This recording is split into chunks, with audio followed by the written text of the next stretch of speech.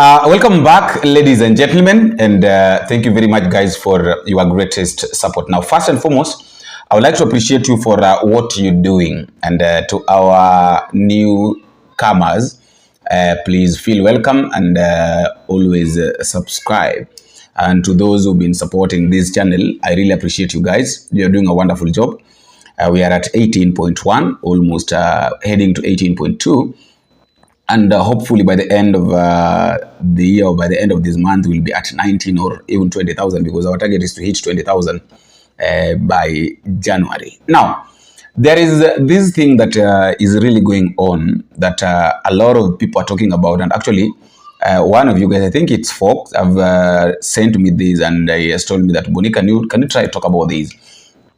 And I think it's something that it's really a concern to most of Kenyans. There is a statement that was made by the IEBC chairperson, and I would like us to listen to what Erastus Fak Akon, that is the IEBC chairperson, the current IEBC chairperson, said before we get deeper and discuss why you can say such kind of words, yet we know very well that these things are happening. Listen to him. Tulisema tutatumikia hii country bila uoga, bila mapendeleo. This we witnessed these attempts by political actors to try and infiltrate and to influence our election officials. Now sometimes I wonder what value. Kama umepiga kampeni yako vizuri, unajua wewe kabisa unajipiga kifua, you are going, you are popular. Why do you want to look to harass our presiding officers and returning officers? You want to secure an illegitimate victory. Then unasema you are a leader. And the manner in which you secured your victory is questionable. So there were those attempts. And me, I will not mince my words. So again, we have to do something about that. That desperation that makes people attempt the impossible. And it's high time political actors learn. Where is the chairman of PPLC? Yes, my friend Misati. Train your people that to steal election in this country is an impossibility. These returning officers here can confirm to you, even observers, honest observers will tell you, the media that witnessed these by-elections, it's impossible. Ukipewa shilingi 1,500 utapata kura wapi ya kuweka kwa box, na utawekelea wapi mbele ya all these cameras and eyes? It is an impossibility. So let us get that clear. Now, fellow Kenyans, I want us to look at this thing, that why is it that IEBC chairperson would say that there are no vote like election rigging? How can an IEBC insist that elections cannot be rigged, yet we know very well a lot of Kenyans are complaining about manipulations, irregularity, and mistrust? If there is a body that is supposed to find its ways possible to make sure that Kenya, as citizens, really trust it, is the IEBC. Because this is the body that determines the leaders that have been elected. If the IEBC decides today that, they're not going to be elections, but you're going to give somebody, you're going to give this person to lead, then it's something that it's unquestionable. Yes, they can pretend that we have to go to the election, we have to go to the general election, to the ballot to elect. By the end of the day, they've already made their minds, either by being compromised or maybe by choice. So I want us to look at, there are around 6-7 reasons to why, actually psychological reasons as to why IEBC can go to as far as saying that that in Kenya there cannot be rigging. There cannot be rigging, manipulation, or even election irregularity in this country. Number one, the IEBC itself is doing all this because they really want to protect the image. Like there's issue of the IEBC must protect its image. First reason is very simple, and this one is very simple. No election body will admit that its system is vulnerable. There is no single body that will admit that its system is vulnerable. That is why the IEBC job, of course, the IEBC job is to deliver free, fair, and credible elections. And if they say the system can be rigged, then it means, number one, they failed their mandate. Number two, they can't be trusted. Number three, the election can be changed in court. Of course, you know very well. And also the last one is also the commissioners could lose their job. The IEBC knows very well that if they say that the system can be compromised, then it's very easy for the election to be changed in court. It's very easy for them to fail in their to be told that they're failing their mandate, and the commission even to be charged. And that is why Erastus is you find that Erastus is saying that this thing is not possible. It's not that it's not possible. Hata yeye mwenyewe anajua that this thing is possible in Kenya. And it's happening, it has happened, it has been happening. But now he's just saying it to show Kenyans, you know, this by-election was just a way of testing that can this body be trusted? Can this IEBC body be trusted? So naturally, IEBC speaks confidently because the system, they speak confidently knowing or trying to say that the system is secure and rigging is impossible. But then, even though they're talking about, rigging is impossible, and all that, the real concern is always existing. And they're always defending their image to survive politically. All these issues, all these things that normally happens, you find that these people are saying this, they're saying politically. Everybody normally wants to protect their image politically. Because at the end of the day, we have to accept that IEBC evolved around politics. There are politicians who can buy the IEBC, there are IEBC who can be bought by politicians. So everything, and it's also involved election. So it's just about politics. Number two, political pressure and public stability. And under this, I realize that elections in Kenya are highly emotional. And being that elections are highly emotional, a single comment can raise tension, trigger demonstrations, or even spark conflict. Remember, we're talking about public stability. Remember, pressure and stability. Remember what happened back in 2007. The 2007 by-election or post-election violence. It was brought by just a single thing, kura imeibiwa. So the IEBC always normally tries itself best maybe to find a way of thinking that now, they can they can bring pressure, they can cool the pressure by saying kura hizi kaibiwa, kura haijaibiwa. IEBC itself is always responsible and for the elections, of course we know that, and they normally respond firmly to prevent panic, because they know that if they admit that forms went missing, servers were accessed and results were manipulated, people might flow to the street. Can you imagine the IEBC, like let's say for example, the issue that happened in Mbeere.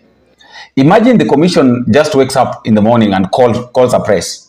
And then they say that it's quite unfortunate that the election that just happened the other day, the forms went missing. Or maybe the servers were accessed, or even results were manipulated. What do you think would happen? Now, they're saying that, but yet they've announced the person that people didn't want. Like, for example, let's say that tuseme election imefanyika leo, and then we have got William Ruto, Kalonzo Musyoka. We know all those people that want to become president.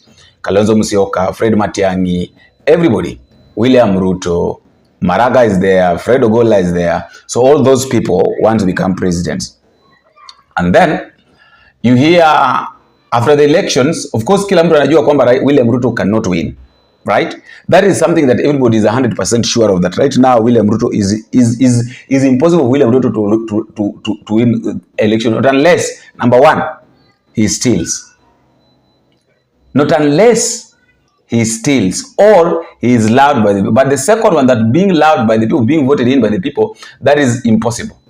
So unless he steals.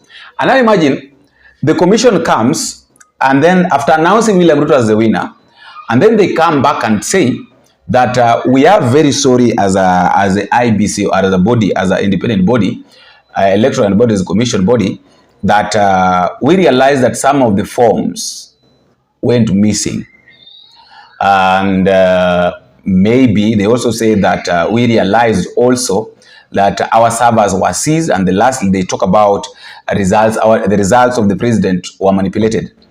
So we are sorry, but we've announced William Ruto as the what do you think would happen in this country? Personally, I think that what would happen is something that is unimaginable. Like literally, people are going to flood the street. Not flooding the street simply because maybe William Ruto has been elected. Are going to flood the street because of two reasons. Number one, we can't trust IBC.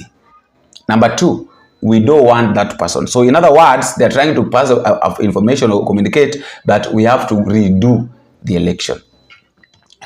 Number three, the IBC normally tries to treat complaint as political noise.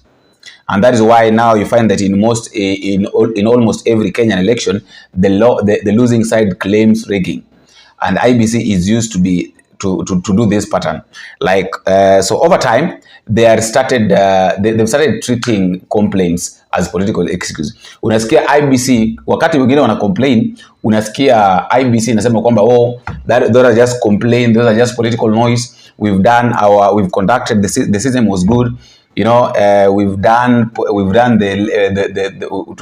conducted the elections very well. So politicians complain because they've lost, not because the system failed and all that. So this mindset that leads IBC to dismiss many concerns, even when some are real. And I want to read for you something here, which was written by the chairperson of IBC just immediately after the by-election that just happened. Bora uchaguzi, sio uchaguzi bora. And then press release. This was on Monday, on 8th, 2025. Subject by-elections report. Following the conclusion of the by-elections 2025, the Commission wishes to make the following remarks to the public and stakeholders.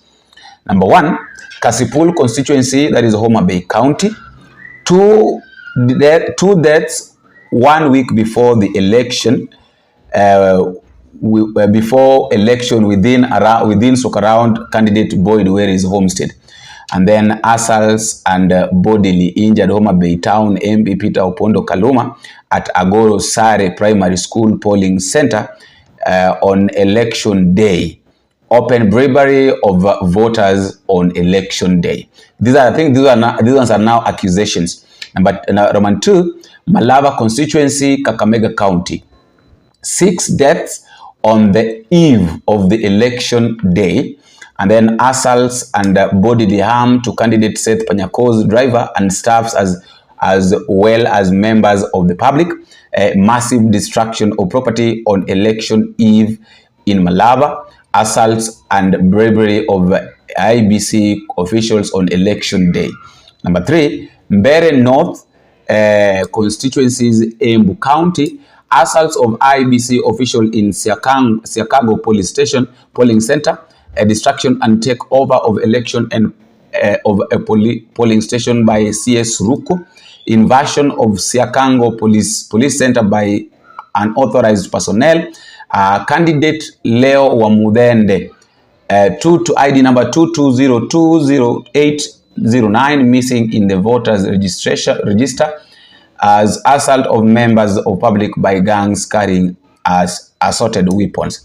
And then in these regards, therefore, and considering other factors like how our neighbors in the north and south conduct the election, these by-elections were free, fair, and very verifiable. Kenyans need to stop blaming IBC every day for everything. Any presiding or returning officer will tell you it is impossible to steal our elections. Thanks to our state-of-the-art KIEMS kit technology from Venezuela. Thank you all. This is what I was talking about, and actually this I've been talking about, that they will always say that it's very difficult to steal votes or to steal election. Yet we know very well to rig the election, yet we know very well that this thing happens. Number 4, they will always talk about system versus people's IBC. These are the things that they'll always talk about, you know, the system and all that, you know. They'll talk about technology problem, fuel doubt. These issues are there. Kenyan history of election scandals. Then they say that Kenyans always complain because history has taught them to be suspicious. And then think of then they bring the narrative that the reason why Kenyans complain too much is because of the history that has been there. Like talk about the 2007 tallying chaos, 2013 server access dispute, 2017 annual presidential election, and then 2022 bombers, drama, and split commissioners. Every election has had controversy, and this legacy creates deep mistrust. These are things that IBC will try to find its ways, maybe kujitetea nayo and all that. And we also have to understand that there is lack of trust.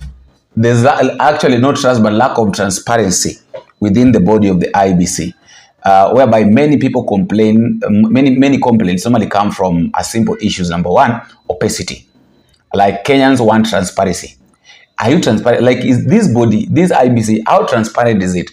How servers are accessed? You know, how can servers be accessed? How results are transmitted? These issues must always be addressed.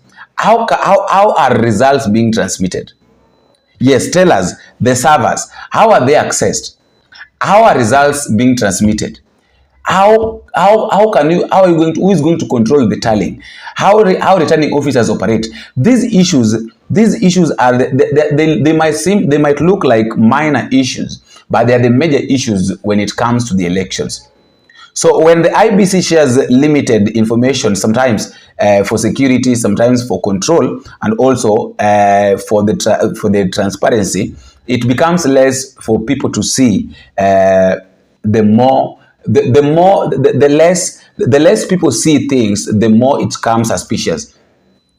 You know, the less you put things open as a body, the more people become suspicious about what you're doing, about what you're carrying out, you know, about what you're doing. So those are the kind of things that are normally there. So in conclusion, what I want to say as I conclude before I give you a chance in the comment section is that the IBC always say yes, that rigging is impossible, while Kenyans themselves, we know very well that this thing is possible, and we keep on complaining this because, number 1, IBC is protecting its legitimacy.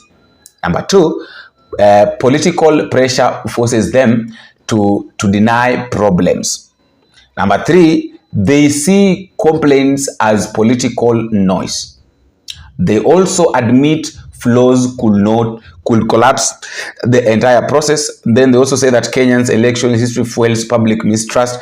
The transparency issues create suspicion. Technology doesn't always deliver. All those issues so bring clash between institutional survival and public experience. That is why Kenyans will keep on complaining every now and then. So I would like you to tell me what you think at the comment section, fellow Kenyans, concerning this issue, because personally, I do believe that there is a lot that needs to be done.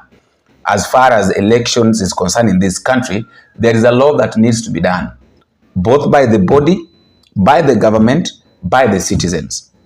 More so, but the body of the IBC is the one that is supposed to do a lot to make sure that people, to make sure that Kenyans, to make sure that citizens trust what they're doing. After all, guys, that is just my thought, and that is all I have for now. Let me know what you think in the comment section, but don't forget to subscribe, because by subscribing, you're going to give yourself a chance to see or to listen to get more videos as they will be uploaded in this channel.